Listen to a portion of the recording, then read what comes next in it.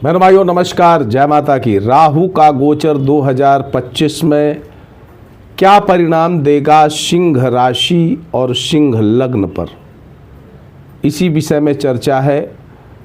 2025 में राहु के गोचरस्थ परिणाम आपको क्या मिलने वाले हैं। सिंह राशि सिंह लग्न के स्वामी होते हैं सूर्य देवता और राहु से उनकी नैसर्गिक शत्रुता है।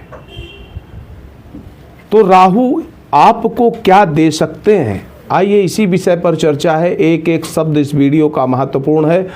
मैं हूं पंडित दिनेश नारायण पांडे और आप देख रहे हैं अपना लोकप्रिय चैनल ग्रहवाणी। आप सभी का हार्दिक अभिनंदन करता हूं, स्वागत करता हूं, आभार व्यक्त करता हूं कि अपना कीमती समय निकाल करके मेरे वीडियो में आप मेरे सामने हैं।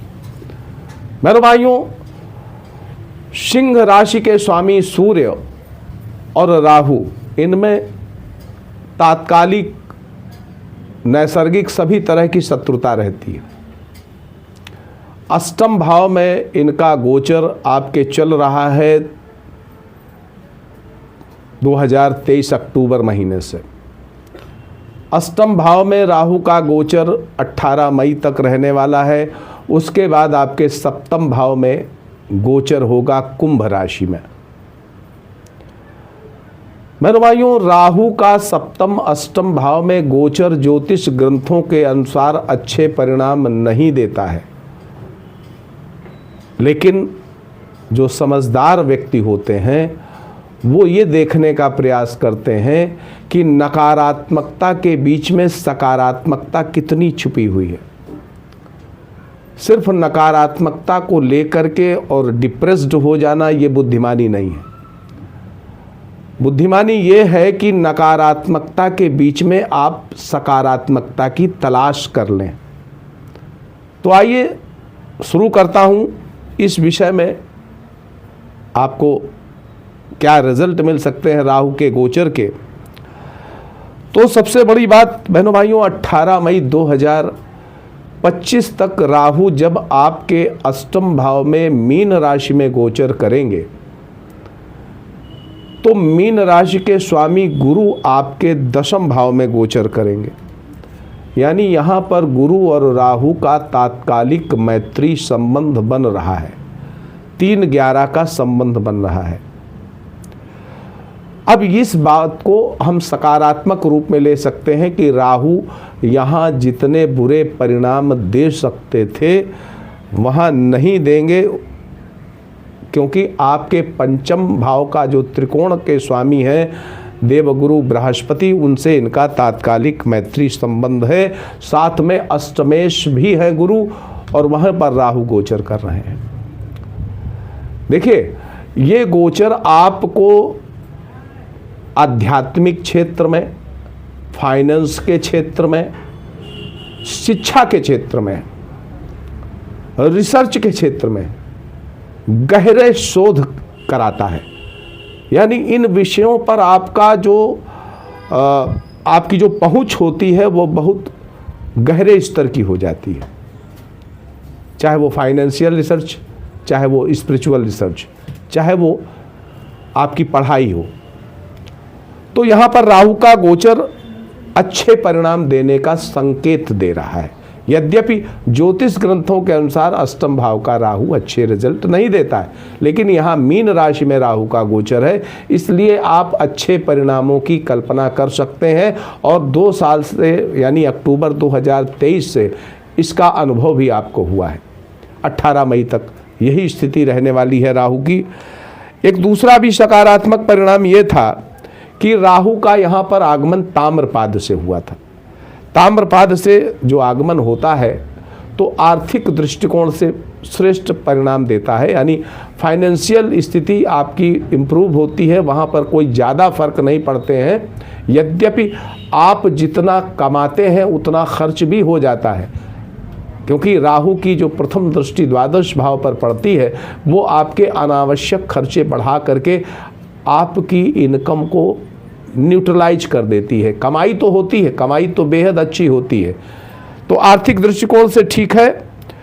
वहीं पर रोजी रोजगार, नौकरी व्यापार में भी आपकी तरक्की देता है।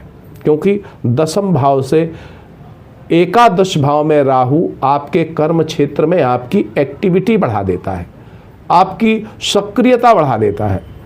आप आराम नहीं कर सकते, अपने कर्म क्षेत्र पर लग जाएंगे और लग करके अच्छी उपलब्धियां भी हासिल करेंगे। तो यहाँ पर देखा जाए तो आप कर्म क्षेत्र में अच्छी सफलताएं प्राप्त करेंगे, आर्थिक दृष्टिकोण से अच्छी सफलताएं प्राप्त करेंगे।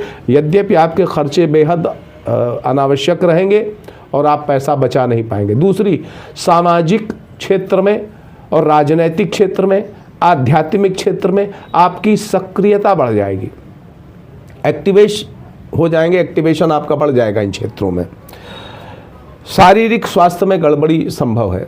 अब यहाँ देखिए मीन राशि है, मीन राशि में राहु आपको अष्टमेश भी है गुरु, तो गुरु की राशि में राहु का गोचर प्रायः अगर सिंह लग्न के, यहाँ पर सिंह राशि वालों को हो सकता है कुछ कम इस तरीके के अनुभव हुए हों, लेकिन जो सिंह लग्न के हो उनको जरूर अनुभव हुए होंगे। कोई बड़ी बीमारी शुरुआत हो सकती है। अब जैसे यहाँ पर अष्टम भाव का संबंध है तो ज़्यादातर ऐसे लोग जो पहले से डायबिटिक नहीं रहे होंगे उनको डायबिटीज हो सकती है, और हो सकता है कि अगर आप जांच कराएं तो आपके साथ ऐसा आप महसूस करें कि डायबिटीज़ के शिकार आप हो गए हैं या हो सकते हैं 18 मई तक। तो अपने खान पान पर बराबर ध्यान देना है आपको। अगर आपकी सिंह लग्न है, यहाँ सिंह राशि वालों को हो सकता कुछ कम इस तरीके के रिजल्ट मिले, लेकिन सिंह लग्न वालों को इस तरह के रिजल्ट मिल सकते हैं। मेरे भाइयों, राहु के अष्टम में गोचर के दौरान कई फायदे आपको देखने को मिले होंगे, कई फायदे आपको देखने को मिले होंगे। जुआ, सट्टा, शेयर, लॉटरी, स्टॉक मार्केट में आपका इंटरेस्ट बढ़ा होगा, कुछ लोगों ने इन्वेस्ट भी किया होगा। लेकिन अगर आप इस पे इन्वेस्ट करते हैं, देखिए शेयर मार्केट से और आकस्मिक आय से अगर हम देखें तो पंचम भाव को देखते हैं। पंचमेश यहाँ गुरु राहु के साथ तात्कालिक मैत्री में, तो जुआ, सट्टा, शेयर, लॉटरी से आपको लाभ मिल सकते हैं, बिल्कुल मिल सकते हैं। चूँकि लग्नेश के ये शत्रु हैं राहु, तो हो सकता है कि गलत जगह पर इन्वेस्ट करने से आपको नुकसान हो जाए। तो इसलिए किसी फाइनेंशियल एक्सपर्ट की देखरेख में ही आपको इस तरह के मार्केट में इन्वेस्ट करना चाहिए। आकस्मिक धन लाभ बेहद मिलेगा, तो मिलता रहा होगा आकस्मिक रूप से धन लाभ।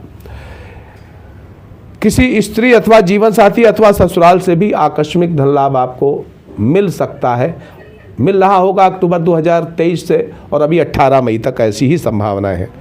संतानों के स्वास्थ्य पर आपको ध्यान रखना पड़ेगा। संतानों की आकस्मिक रूप से तरक्की भी हो सकती है। कोई लावारिस धन अथवा संपत्ति प्राप्त हो सकती है।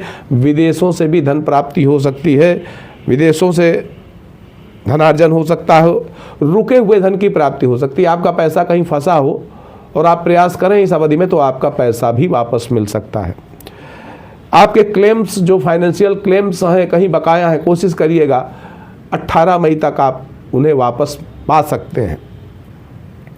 वाणी बिगड़ेगी, वाणी के दुरुपयोग से बचना चाहिए, वाणी के दुरुपयोग से आपको बचना चाहिए।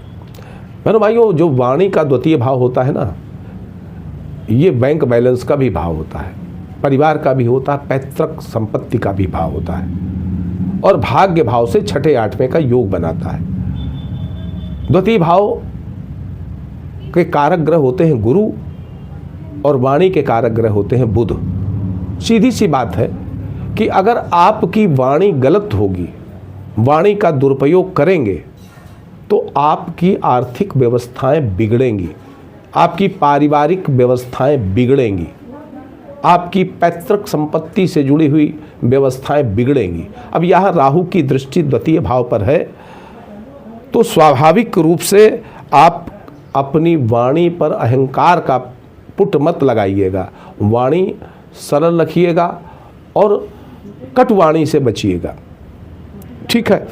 अनावश्यक खर्चों को आप नियंत्रित नहीं कर सकते हैं, अनावश्यक खर्चे आपके बढ़े चढ़े रहेंगे, लेकिन बैंक बैलेंस भी आपका बढ़ेगा, बैंक बैलेंस भी बढ़ेगा, क्योंकि राहु की वहाँ पर जो दृष्टि पड़ रही है वो सुग्रही दृष्टि पड़ रही है, इसलिए बैंक बैलेंस तो बढ़ेगा, चाहे कितना भी बढ़े बैंक बैलेंस बढ़ेगा। भौतिक सुख संसाधनों पर व्यय होगा। भूमि भवन वाहन से जुड़ी इच्छाएं भी आपकी पूरी होंगी। आप भवन निर्माण करा सकते हैं, कोई वाहन खरीद सकते हैं, ऋण उतारने के अवसर भी मिलेंगे, आप ऋण भी उतार सकते हैं। गुप्त शत्रु बढ़ जाएंगे आपके, लेकिन आपका नुकसान नहीं कर पाएंगे, क्योंकि छठे भाव से तीसरे घर में राहु बैठा हुआ है। छठे घर से तीसरे घर में राहु बैठा, शत्रु आपका कुछ बिगाड़ नहीं पाएंगे, शत्रु आपका कुछ बिगाड़ नहीं पाएंगे। थोड़ा सा मानसिक अशांति जरूर हो सकती है। अब बहनों भाइयों, 14 मार्च से 13 अप्रैल स्वास्थ्य पर ध्यान रखना है। 14 मार्च से 13 अप्रैल स्वास्थ्य पर आपको ध्यान रखना चाहिए। ये समय स्वास्थ्य की दृष्टिकोण से कम अच्छा है। वाहन प्रयोग करते हैं तो सावधानी रखिएगा इस समय में, यानी 14 मार्च से 13 अप्रैल के मध्य में। दूसरा समय 14 जनवरी से लेकर के 18 मई तक अगर हम देखें, या पूरे वर्ष का ही हम कह दें 14 जनवरी से लेकर के, तो यहाँ पर थोड़ा सा आपका इम्यून सिस्टम कमज़ोर दिख रहा है। इम्यून सिस्टम राहु की वजह से कमज़ोर है, जिसकी वजह से सर्दी जुखाम और मौसमी जो परेशानियां हैं वो आपको होती रहेंगी। गुरु राहु का तात्कालिक मैत्री संबंध जो बन रहा है 3-11 का, वो आपके धन वैभव में आपके वृद्धि करने वाला है, लेकिन आकस्मिक दुर्घटनाओं के प्रति सचेत रहना पड़ेगा। तो अगर आप सिंह लग्न या सिंह राशि के व्यक्ति हैं तो पूरे वर्ष आपको आकस्मिक दुर्घटनाओं के प्रति सचेत रहना चाहिए, यानी वाहन प्रयोग आदि में बड़ी सावधानी रखना चाहिए। 1 जनवरी 2025 से 14 मई तक विशेष रूप से, 1 जनवरी से लेकर के 14 मई तक विशेष रूप से आप वाहन प्रयोग में सावधानी रखिए।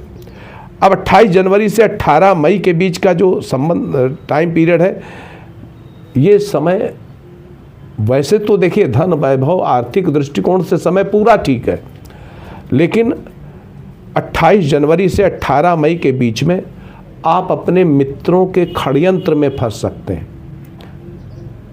किसी धोखे का शिकार हो सकते हैं। नौकरी करते हैं, कार्य क्षेत्र में हैं आप, तो अपने सहकर्मियों और उच्चाधिकारियों के किसी षड्यंत्र का शिकार हो सकते हैं। सावधान रहिएगा, सतर्क रहिएगा 28 जनवरी से 18 मई के बीच में। यहां पर अपने उच्चाधिकारी सहकर्मियों के धोखे के शिकार हो सकते हैं, षड्यंत्र के शिकार हो सकते हैं। स्थान परिवर्तन की संभावनाएं हैं, ट्रांसफर की संभावना है, तो हो सकता है कि वो आपको विश्वास में लिए रहें और पीठ पीछे आपके स्थानांतरण के लिए सक्रिय भी रहें। यहाँ पर जो स्थानांतरण होगा वो प्रशासनिक स्थानांतरण हो सकता है, यानी आपकी इच्छा के अनुसार नहीं होगा, प्रशासनिक इच्छा के अनुसार होगा। तो यहाँ पर वो जो सहकर्मी हैं, आपके उच्चाधिकारी हैं, आपके प्रति षड्यंत्र इस तरह का कर सकते हैं। नौकरी में पूरी तरह से स्थानांतरण की संभावनाएं हैं, तो यही समय 28 जनवरी से 18 मई के बीच का है। सतर्क रहिएगा, सावधान रहिएगा।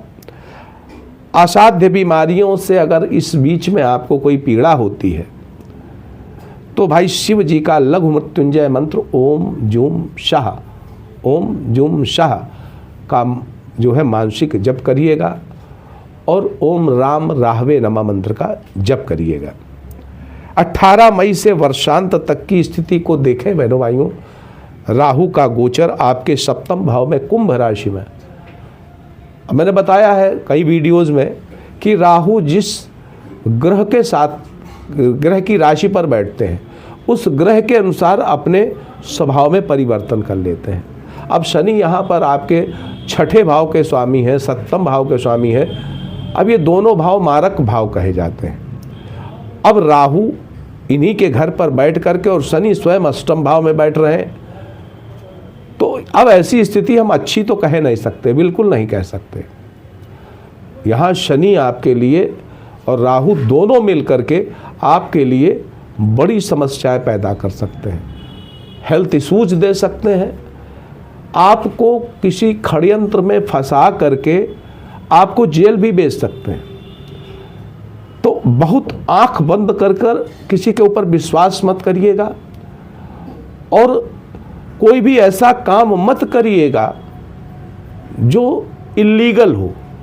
यहां आपको बचना पड़ेगा, क्योंकि 18 मई के बाद जब राहु शनि की राशि पर आएंगे, अब शनि देखिए छठे भाव का स्वामी है, सप्तम भाव का स्वामी है और अष्टम में बैठा हुआ है। ये आपको किसी षड्यंत्र में फंसा करके सजा दिलवा सकते हैं। बचने की जरूरत है, सावधान रहने की जरूरत है। आपका आर्थिक दृष्टिकोण बेहतर रहने वाला है। यानी पूरे वर्ष अगर हम फाइनेंस की बात करें, आर्थिक दृष्टिकोण की बात करें, तो बहनों भाइयों पूरा वर्ष 2025 आर्थिक दृष्टिकोण से बहुत खराब नहीं है। ना आपकी नौकरी और व्यापार के दृष्टिकोण से खराब है, लेकिन परिवर्तन होगा, परिवर्तन की संभावनाएं 100% है। और मुख्य समस्या आपके हेल्थ को लेकर के आ सकती है, आपकी सामाजिक प्रतिष्ठा को लेकर के आ सकती है। तो यहाँ पर आपको सतर्क रहना है, कुछ भी ऐसी गलती करने से बचना होगा। मित्रों पर, अपने उच्चाधिकारियों पर, सहकर्मियों पर आंख बंद करके विश्वास नहीं करना है। आर्थिक लेन देन के मामलों में भी आंख बंद करके विश्वास नहीं करना है। यानी जो भी करना है बहुत अच्छे ढंग से करना है, सटीक ढंग से करना है और कहीं पर भी धोखे की गुंजाइश ना हो, इस तरीके के प्रयास करके करना है। आपका नौकरी व्यापार सब सुरक्षित रहेगा, यहाँ पर कोई दिक्कत नहीं होगी। अधिकांश सिंह राशि लग्न वालों को प्रमेह मधुमेह की शिकायत हो सकती है, क्योंकि जो छठा, सातवां, आठवां ये तीनों भाव सक्रिय हैं, जो आपको डायबिटीज़ दे सकते हैं, गुप्त रोग दे सकते हैं, गुप्तेंद्रिय से संबंधित बीमारियां दे सकते हैं। और ख़ास तौर पर यहाँ पर राशि से ज़्यादा जिनकी सिंह लग्न है उनके ऊपर इसका प्रभाव पड़ेगा। राशि वालों के ऊपर भी प्रभाव पड़ सकता है, लेकिन उनको मुझे कम दिख रहा है, लग्न वालों के ऊपर ज़्यादा दिख रहा है। कई मानसिक आशंकाएं आपके अंदर पैदा हो सकती हैं, अज्ञात भय हो सकते हैं। अब देखिए, राहु और शनि का लग्नेश सूर्य से जो संबंध बन रहे हैं वो अच्छे संबंध नहीं है, तो यहाँ पर मानसिक आशंकाएं हो सकती हैं। अब क्या करना है आपको भाई, अपने सूर्य को मजबूत करना पड़ेगा, अपने लग्न को मजबूत करना पड़ेगा। ओम घृणी सूर्याय नमः, और इस मंत्र का आपको ज़्यादा से ज़्यादा जप करना है अगर शनि और राहु के दुष्परिणामों से आपको बचना है तो। ओम राम राहवे नमः मंत्र का जप करिए, सूर्य की साधना करिए, सूर्य मंत्र का जप करिए, अपने लग्नेश को मजबूत करिए, उगते हुए सूर्य का दर्शन करिए। जब समय लालिमा बिखेर रहे हों सूर्य देवता, उस समय एकटक उनकी तरफ देख करके 12 बार सूर्य के 12 नामों का उच्चारण कर लीजिएगा प्रतिदिन। बड़े जीवन में सकारात्मक परिणाम मिलेंगे, ऐसे सकारात्मक परिणाम, ऐसे परिवर्तन जो आपको एक नई दिशा दे सकते हैं, श्रेष्ठ स्थिति में ले जा सकते हैं।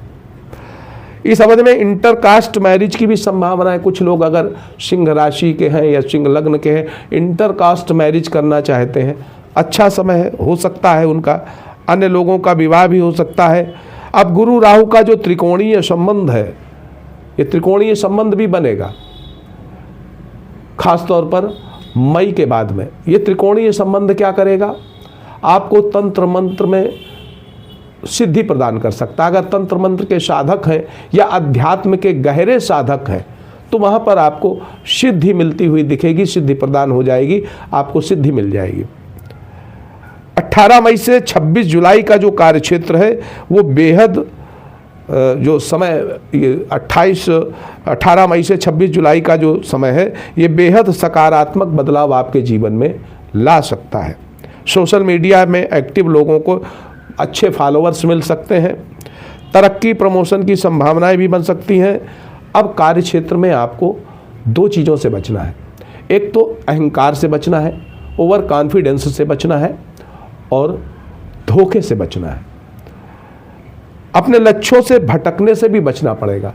आप कहाँ टारगेट कर रहे हैं, क्या आपके लक्ष्य हैं, इनसे इनके प्रति बड़ा आपको जागरूक रहना पड़ेगा। लक्ष्यों से भटकेंगे तो ये राहु शनि आपको भटका करके किसी ऐसे खड्डे में डाल देंगे जहां आपको लगेगा कि कैसा रहा ये 2025।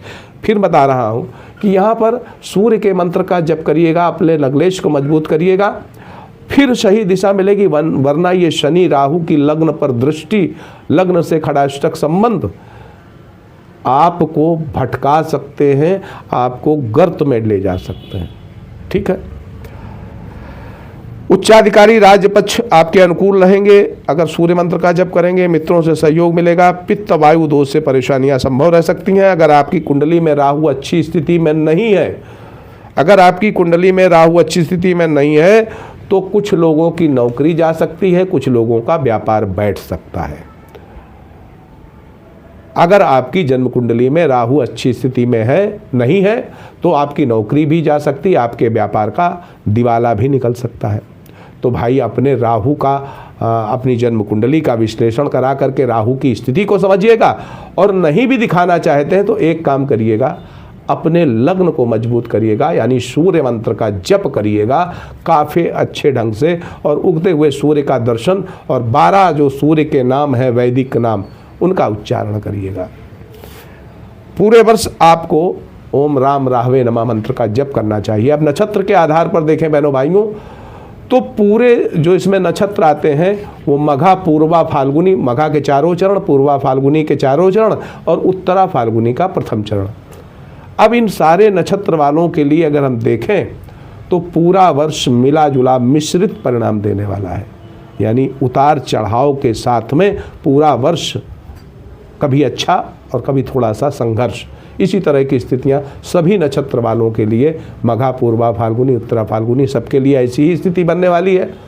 कुल मिलाकर के देखें तो सिंह राशि लग्न के जातकों को इस वर्ष शनि राहु के सकारात्मक परिणाम जो मिल रहे हैं वो तो मिलेंगे, लेकिन दुष्परिणामों से बचने के लिए अपने लग्नेश को मजबूत करना पड़ेगा, क्योंकि लग्नेश आप स्वयं हैं, आपकी मन स्थिति है, और वो है सूर्य जो राहु के शत्रु हैं, शनि के शत्रु हैं। तो अपने को मजबूत करिए, यानी अपने लग्न को, अपनी राशि को, यानी सूर्य भगवान के मंत्र का जप आपको बहुत कामयाब बना देगा। और वैसे भी सिंह राशि लग्न के लोग अगर सूर्य मंत्र का जप करें तो जीवन में कामयाबी के झंडे गाड़ देते हैं।